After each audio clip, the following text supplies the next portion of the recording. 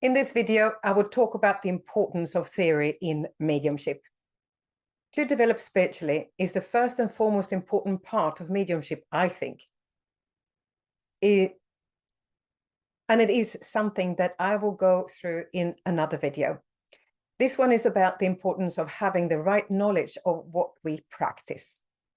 It is not possible to learn to become a medium through theory because the energy that we work with works through our soul. But as I said, we need knowledge, and that is the theory behind it. Because there are important theories that we need to know and understand, I have tried to clarify that as much as possible through the first book I have written about mediumship, A Comprehensive Guide to Mediumship, Part 1.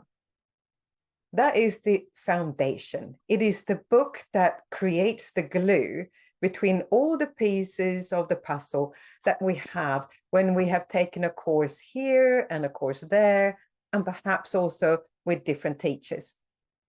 This book creates a solid foundation and understanding of how and why mediumship works. It also includes many exercises. Under the category of theory, there is a lot to talk about, and I think it's important that we get this understanding. When we then start to practice our mediumship, this is what will help us to understand mediumship in a better way. Then we take what we have learned in theory and put it into practice. To understand the difference between psychic energy and mediumistic energy, to understand the difference between meditating and the practice of sitting in the power, what psychic facilities we use when we work, what they are and how they work, to also understand the role of the mind in our work as both psychics and mediums, how our subconscious, conscious and superconscious minds comes into play when we work. What important part the aura plays, the different aspects of mediumship, how we can interpret symbols, the role and function of the guides, ethics and morals within this, what we need to think about when it comes to the work, the different phases of communication, how we can work with a recipient better, how we can work with a communicator better, how we tune into the different energy levels, opening and closing down after finishing work, etc., etc. We simply need to understand how it works and why it works. And the next step is to practice what we have learned. Doing these exercises trains our ability to perceive energies. We can't fully understand it if we don't practice it. Having only theoretical knowledge does not make you a medium. Then it's about the most important thing, in my opinion, the spiritual development that needs to go hand in hand with this mediumistic development. We can develop mediumship without developing our spiritual self at the same time, which is sad but true. Mediumship is an ability that is within the soul, and it is there when we are born into this lifetime. It is an ability that we can develop to different degrees. So we must do this personal development together with our spiritual and our psychic abilities. For mediumship to work in the way it was meant to work, we need to understand and learn the importance of building the spiritual energy, the power that is the fuel for mediumship. The spiritual power is there so we can use it. We need to build it though. We can't just expect spirit world to give it to us. We need to build it, and that is part of our work as a medium. If we don't have that power, we won't be able to function as mediums.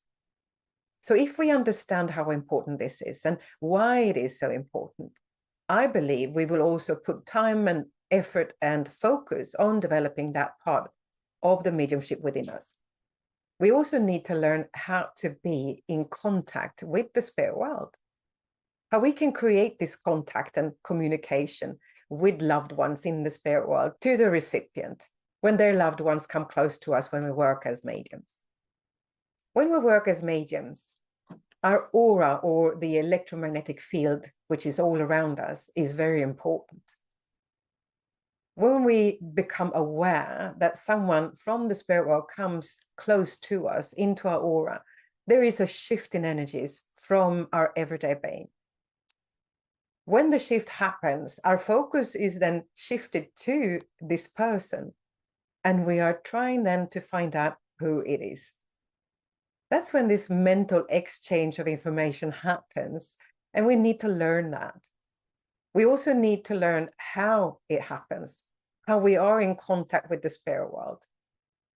I'm not saying that we should be too focused on the theory, because no theory makes a medium. But it is important to understand this. But we should not put so much focus onto it that it takes away the natural ability. But there needs to be a balance within that. And we need to learn how to raise our consciousness to the level where the spirit is, because they can't completely join us on our level, a physical level, and be here. Our work is to move our consciousness to where they are. Now, they will always try to lower themselves as much as possible, and a little bit more in the beginning to help us, but that's only to a certain extent. Our work is to raise our consciousness, and we do that by building this spiritual power. There are many parts to mediumship. So there is both the mental mediumship and trance mediumship, which is mental mediumship, but under what we call control. There is physical mediumship with all that can happen within that as well. There's also something called IVP and TCP. Now, I know this has been around for a while, but many people has actually asked me what it is, and if spirit world can actually work within this. Now, EVP, electronic voice phenomena, has been around for quite a long time. It is simply that we can record the voices of the spirit world. You turn on a tape recorder and let it record when you have tuned into this white noise that spirit uses as a source of imprinting their voices. Now, they make an impression on this tape, and sometimes you're lucky and manage to record these voices, talking, and in some cases, even singing. It is also a form of communication from the spirit world, but it does not require the energy of a medium. However, it requires both patience and dedication, as it can take both time and effort before something has been recorded. And that is what is used a lot within paranormal studies. Now, ITC, instrumental trance communication, is a bit newer form. It is where the spirit world can influence the electronic devices that we have today, such as TV, radio, computers, mobile phones, etc., etc.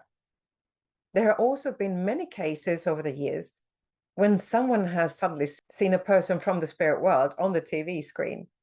It has also happened that someone has been heard talking on the radio. Now, spirit uses this technology equipment that is now available to make themselves heard and seen and perceived. So there is a lot of different parts to understand, to learn, and to know. So it is important to have an understanding and a knowledge of these parts, because people will ask us.